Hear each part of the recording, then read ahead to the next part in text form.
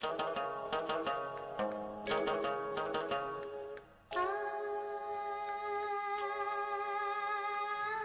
आमदीद बच्चों, मैं वहाब सर एक बार फिर आप लोगों से मुखातिब हूँ।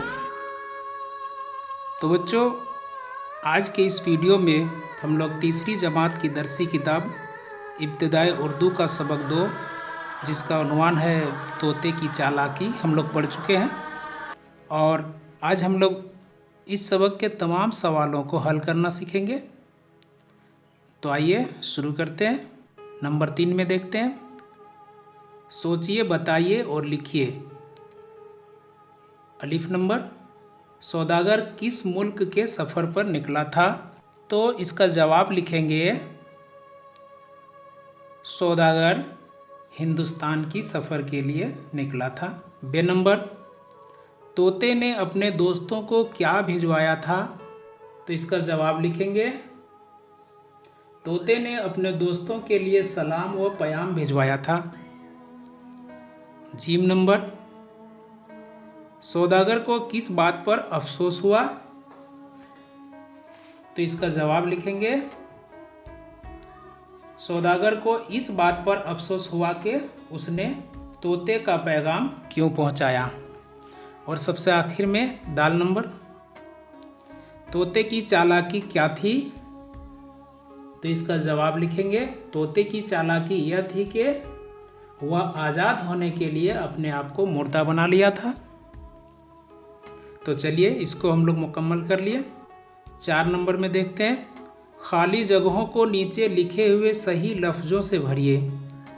यहाँ पर कुछ अल्फाज लिखे गए हैं, आइए देखते हैं वो कौन से अल्फाज हैं। रिहाई, तोहफे, बोली, सूरत, थरथराकर और अजीज़। तो इन खाली जगहों को भरिए इन दिए गए लफ्ज़ों से। तो अलीफ नंबर में देखते हैं, सौदागर परिंदों की बोली जानता था। तो यहाँ पर बोली भरेंगे, तभी ये जुमला मुकम्मल होगा। बे नंबर, इस कैद से रिहाई की कोई सूरत हो तो मुझे बताइए। तो बे नंबर के खाली जगहों में रिहाई और सूरत भरेंगे। जीम नंबर, पैगाम सुनते ही उन तोतों में से एक थरथरा कर ज़मीन पर गिरा और ठंडा हो गया। तो यहाँ पर हम लोग भरेंगे थरथरा कर। दाल नंबर, शायद यह तोता उसी तोते का अजीज़ था। तो यहाँ पर हम लोग अजीज़ भरेंगे। और सबसे आखिर में हे नंबर में, तोते ने अपने तोहफे के बारे में पूछा। तो यहाँ पर हम लोग तोहफे भरेंगे। और चलिए इसको भी हम लोग पूरा कर लिए। 5 नंबर में देखते हैं, इन लफ्ज़ों से जुमले बनाइए। तो दिए गए लफ्ज़ों से एक एक जुमला बनाइए। आप लोग कुछ भी जुमला बना सकते हैं इन लफ्ज़ों से। जैसे वतन, तो हिंदुस्तान हमारा वतन है। उसके बाद है ख्वाहिश, तो जुमला बनाते हैं, तोते को आज़ाद होने की ख्वाहिश थी। आगे है सबक, यह सबक आसान है। और फिर है माजरा, तो जुमला बनाते हैं, यह माजरा देखकर सौदागर हैरान हो गया। उसके बाद है सदमा, जुमला बनाते हैं, तोते के मर जाने पर सौदागर को बहुत सदमा हुआ। और सबसे आखिर में है रंज, तो इसका जुमला बनाते हैं, सौदागर को बहुत रंज उठाना पड़ा। चलिए इसको भी हम लोग मुकम्मल कर लिया। और इससे आगे देखेंगे बच्चों 6 नंबर में, इन मुहावरों पर गौर कीजिए। सबसे पहले यह गौर कीजिए इन मुहावरों पर। अलिफ नंबर में, पानी में आग लगाना। तो इस मुहावरे का मतलब है नामुमकिन को मुमकिन करना। बे नंबर में, अपना उल्लू सीधा करना, मतलब अपना काम निकालना। जीम नंबर, आंसू पोंछना, मतलब परेशानी के वक्त किसी को हौसला देना। तो यह सब मुहावरे हैं। मुहावरा आम बोलचाल में चंद ऐसे अल्फाज का मजमुआ होता है जिसमें अल्फाज अपने असल माने के बजाय मुख्तलिफ माने में इस्तेमाल होते हैं। तो अब नीचे लिखे हुए मुहावरों को उस्ताद की मदद से समझिए। तो यहाँ और कुछ मुहावरे लिखे गए हैं, तो इसके माने समझते हैं। तो ठंडा होना मतलब मर जाना, दिल फटना मतलब बहुत अफसोस करना, और दांतों से उंगलियां काटना मतलब दंग रह जाना या हैरान हो जाना। तो चलिए मुहावरा भी हम लोग समझ लिए। 7 नंबर के सवालों को देखते हैं। इन लफ्ज़ों के दुरुस्त इमला पर सही का निशान लगाइए। यहाँ पर 3 तरीके से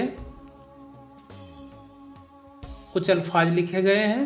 तो उन लिखे हुए लफ्ज़ों में से जो दुरुस्त है उस पर सही का निशान लगाना है। तो अलीफ में अजीज़ लिखा गया है, जो सबसे शुरू में है वो दुरुस्त है।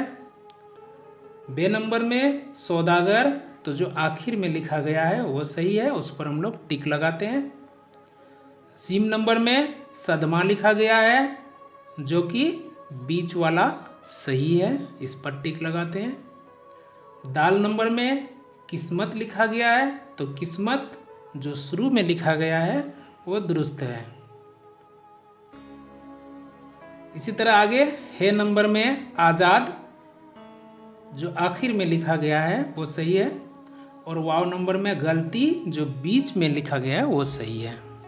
तो चलिए इसको भी हम लोग बना लिए। 8 नंबर में देखते हैं, पढ़िए, समझिए और लिखिए। सबसे पहले इसको समझते हैं। अलीफ नंबर, सौदागर ने तोता पाला था। बे नंबर, उसे तोतों का एक झुंड नजर आया।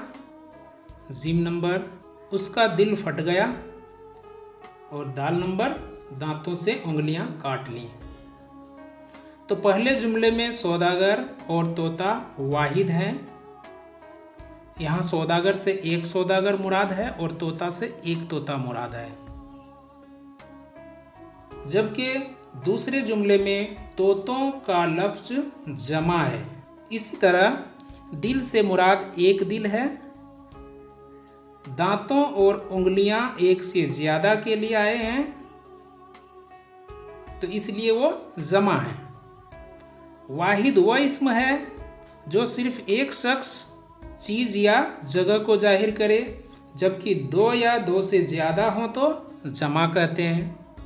तो नीचे लिखे हुए खानों में वाहिद की जमा और जमा के वाहिद लिखिए। तो यहाँ वाहिद को एक सफ़ में लिखा गया है और जमा को दूसरे सफ़ में। तो यहाँ पर लिखे हुए लफ्ज़ों में वाहिद की जमा लिखना है और जमा के वाहिद। तो सबसे पहले तोहफ़ा, तो तोहफ़ा का जमा तोहफ़ों, और फिर है परिंदों, तो इसका वाहिद होगा परिंदा।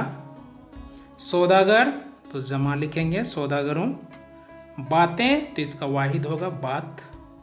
तोता, इसका जमा लिखेंगे तोतों।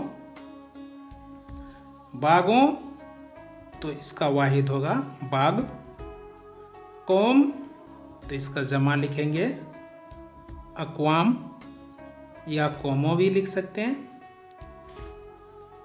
दांतों, तो इसका वाहिद लिखेंगे दांत। दिल, तो दिल का जमा दिलों। और सबसे आखिर में पिंजरे, तो पिंजरे का वाहिद में पिंजरा।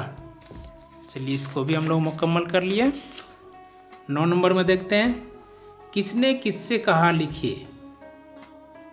अलीफ नंबर, उस मुल्क से तुम्हारे लिए क्या तोहफ़ा लाऊं।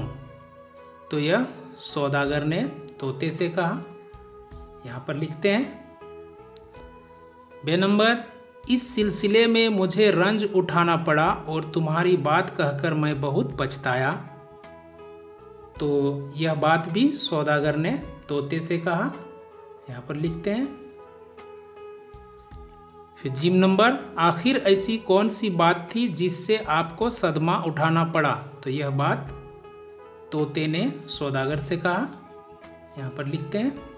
और सबसे आखिर में दाल नंबर में यह क्या माजरा है, तो सौदागर ने तोते से कहा। इसको भी मुकम्मल कर लिए। और सबसे आखिर के सवाल 10 नंबर में इन जानवरों और परिंदों की तस्वीरों के सामने उनसे मुताल्लिक घरों के नाम लिखिए। अलिफ नंबर में देखते हैं शेर, तो यहाँ खाली जगह में भरेंगे जंगल, चूँकि शेर जंगल में रहता है तो हम लोग यहाँ जंगल भरेंगे और जुमला मुकम्मल होगा शेर जंगल में रहता है। बे नंबर में सांप बिल में रहता है, यहाँ बिल भरेंगे। जीम नंबर में परिंदा घोंसले में रहती है, यहाँ घोंसले भरेंगे। दाल नंबर में मुर्गी दरबा में रहती है, यहाँ दरबा भरेंगे। हे नंबर घोड़ा अस्तबल में रहता है तो यहाँ अस्तबल भरेंगे। तो बच्चों इस वीडियो में इतना ही। अगले वीडियो में हम लोग एक नए सबक का आगाज़ करेंगे और तब तक के लिए वहाब सर को इजाज़त दीजिए। खुदा हाफिज।